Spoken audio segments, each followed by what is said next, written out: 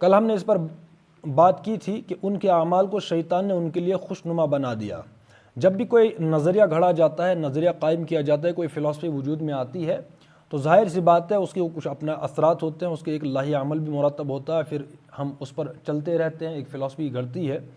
ہم اس کی ایک مثال لیتے ہیں کہ اللہ تبارک و تعالیٰ کا قرآن ہے، یا مجموعی طور پر ہم جس کو اسلام کہتے ہیں، اسلام دین ہے۔ ان الدین عند اللہ الاسلام، کہ اللہ کے نزدیک جو پسندیدہ دین ہے، یعنی نظام ہے، وہ اسلام ہے۔ یا جو دوسری آیت ہے سورۃ المائدہ میں ہے، وہ کیا کہ الیوم اکملت لکم دینکم واتممت علیکم نعمتی ورضیت لکم الاسلام دینا، کہ میں نے تمہارے لیے پسند کیا کیا نظام کی حیثیت سے، وہ ہے اسلام۔ تو اسلام اگر ایک نظام کے طور پر ہے تو اس کا ایک لاہی عمل بھی اپنا ہی باہر صورت ہے اور ہونا بھی چاہیے۔ اگر اسلام دین ہے، قرآن بار بار اسلام کے لیے جو لفظ استعمال کرتا ہے اصطلاح، وہ ہے دین۔ لفظ مذہب نہ قرآن میں ہے نہ حدیث میں ہے، مذہب صرف دین ہے، تو دین کا مطلب ہوتا ہے نظام۔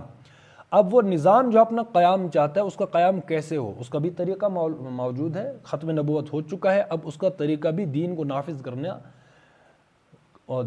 کرنے کے لیے بہرحال ایک راستہ تو ہونا چاہیے کہ کس راستے، کیسے، طریقہ، لاہی عمل کیا ہونا چاہیے۔ ختم نبوت اگر ہو چکی تو دین کو نافذ اور غالب کرنے کے لیے لاہی عمل بھی مکمل ہو چکا ہے۔ حضور صلی اللہ علیہ وسلم نے ہمیں پریکٹیکلی وہ راستے بھی بتا دیے ہیں کہ کیسے، اس کا طریقہ کار کیا ہوگا۔ لیکن اس وقت سب سے بڑی افتاد یہ ہے کہ ہم نے اس میں بھی اجتہاد کر لیا بواسطہ مجموعی کہ نہیں، دین جو ہے وہ اس طریقے سے نہیں، اس طریقے سے نافذ ہوگا یا غالب ہوگا۔ اکثریت تو اسی پر ہے۔ یہاں تک تو ہم نے مان لیا کہ دین اسلام جو ہے ایک دین ہے، لیکن اسے قائم کیسے کیا جائے وہ اب جدید نظریات ہیں۔ یعنی اب حضور صلی اللہ علیہ وسلم نے جس طریقے پر دین کو بالفعل قائم کیا، جس طریقے پر، اس وقت اجماع اسی پر ہے کہ نہیں، اس طریقے پر اسلام جو ہے بحثت نظام کے قائم نہیں ہوگا۔ اس وقت جو چل رہا ہے، جو بھی سسٹم ہے، جو بھی طریقہ کار ہے، اس کو اپناتے ہوئے، اس نظریے پر یا اس لاہی عمل کو اپناتے ہوئے وہ جو ہے وہ نافذ ہو سکتا ہے۔ اس پر جو ہے وہ جد و جہد چل رہی ہے، ہمارا سب کچھ اسی پر چل رہا ہے۔ اللہ تبارک و تعالیٰ یہی کہتا ہے کہ ان کے اعمال کو شیطان نے ان کے لیے خوشنما بنا دیا ہے۔ اب جب یہ راستے ہم نے نکال لیے خود کہ نہیں، قرآن اور حدیث یا اسلام یا حضور صلی اللہ علیہ وسلم کی سیرت سے جو طریقے ہمیں ملتے ہیں آج وہ اپلیکیبل نہیں ہیں، شاید موضوع نہیں ہے، سیوٹیبل نہیں ہے، وغیرہ وغیرہ۔